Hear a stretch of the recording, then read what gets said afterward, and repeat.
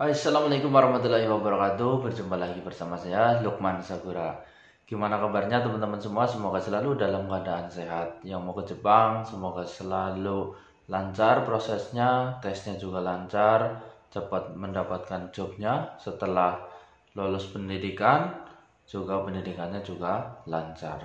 Amin ya robbal alamin. Pada video ini saya akan menjawab pertanyaan dari netizen, ya, bagaimana pekerjaan scaffolding di Jepang, apakah sering libur atau sering bekerja, terus kecelakaannya apa saja yang berpotensi di scaffolding.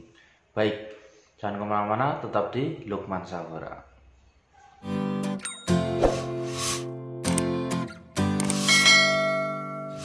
Oke, baik minasang. Jadi menjawab pertanyaan dari netizen juga, ya. Ini ada banyak liburnya atau banyak bekerjanya gitu ya. Oke, jadi di Jepang pekerjaan scaffolding banyak kerjanya, jangan khawatir gitu ya. Libur itu ketika nanti kerjaannya sepi. Ya, kemarin ada corona gitu ya. Terus pertengahan bulan sebelum tanggal 15 itu kerjanya agak sepi.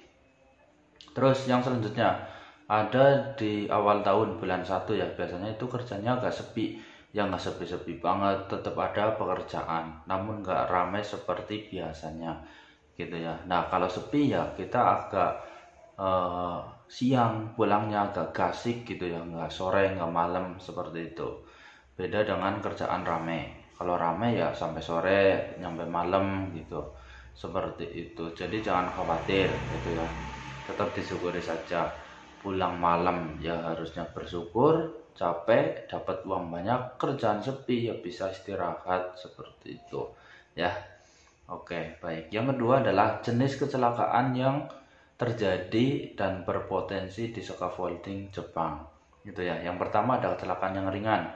Ringan ya terpleset ya, misalkan di eh, rumah yang sedang kita kerjakan itu mungkin lagi hujan, atau rumah baru kan masih tanah, nah basah bisa terpleset, kita harus hati-hati di situ.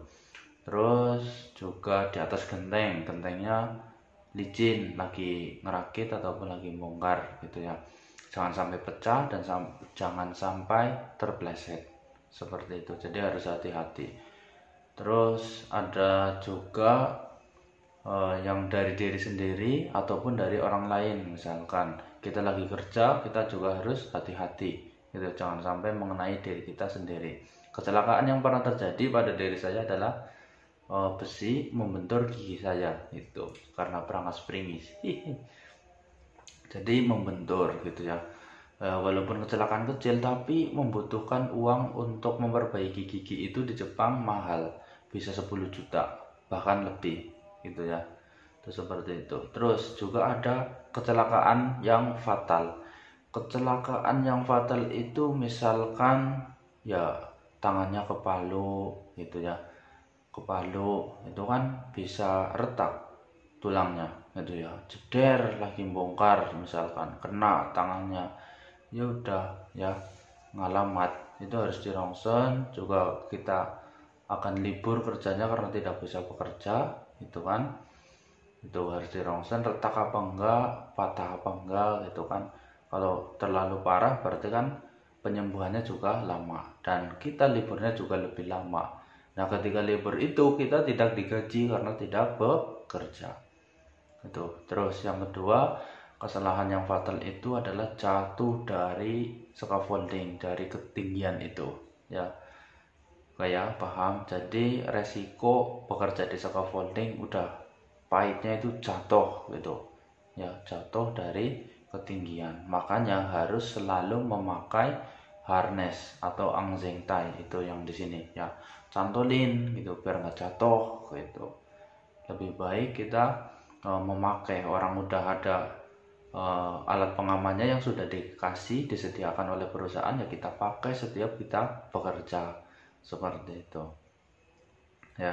Oke, kecelakaan yang lain adalah ya barangnya, scaffoldingnya itu membentur rumah, misalkan rumah yang lagi diperbaiki ataupun rumah tetangga ya, misalkan seperti itu jatuh, misalkan barangnya lagi dipasang enggak terlalu kencang malunya, itu bisa terlepas dengan sendiri, itu ya bisa jatuh dengan sendirinya, entah itu mengenai orang ataupun rumah itu sendiri atau rumah orang lain, itu seperti itu jenis kecelakaan ya.